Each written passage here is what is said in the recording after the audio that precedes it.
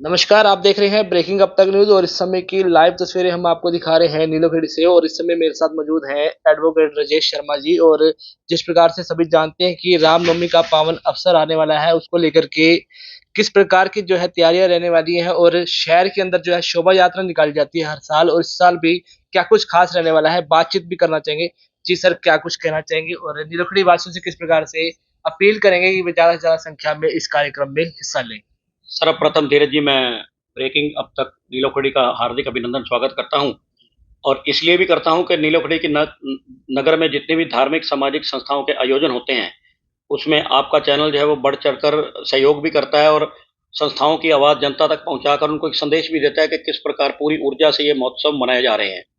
उसी श्रृंखला में श्री राम जन्मोत्सव का जो ये पावन पर्व है, उसमें श्री रामलीला कमेटी लगभग पिछले 20 वर्षों से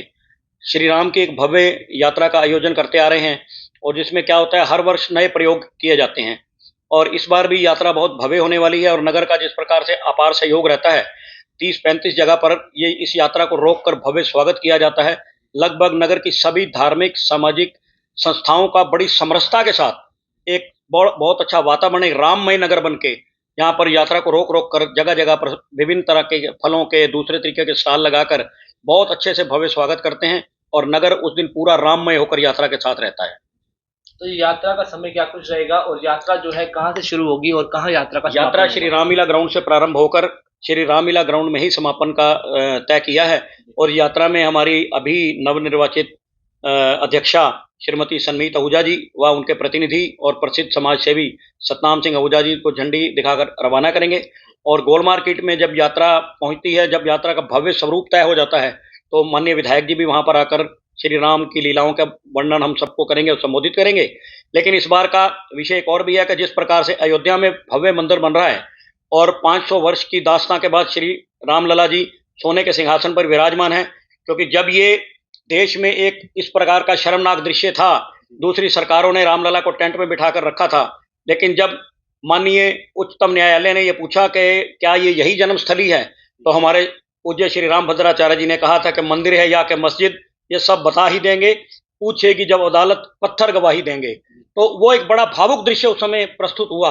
और जिस प्रकार से माननीय सुप्रीम कोर्ट का निर्णय आया और आज रामलला सोने के सिंहासन पर विराजमान है, इस प्रकार की यात्राएं निकालने का एक संदेश ये भी है कि हमारे जीवन काल में यह क्षण आए कि हमने ये देखा कि टेंट से निकलकर प्रभु राम अपने सिंहासन पर, अपनी जन्मस्थली पर आकर बैठे हैं, तो हम और भी ऊर्जा और भी ताकत से इस जन्मोत्सव को मनाएंगे।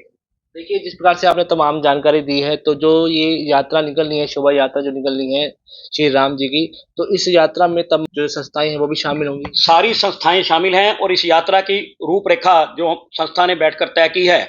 उसमें यह है कि सभी धर्म स्थलों के दरवाजों से होकर यह यात्रा निकलेगी और सभी धर्म स्थलों के पदाधिकारीगण और उनके कार्यकारिणी इस यात्रा का हर वर्ष स्वागत करते हैं और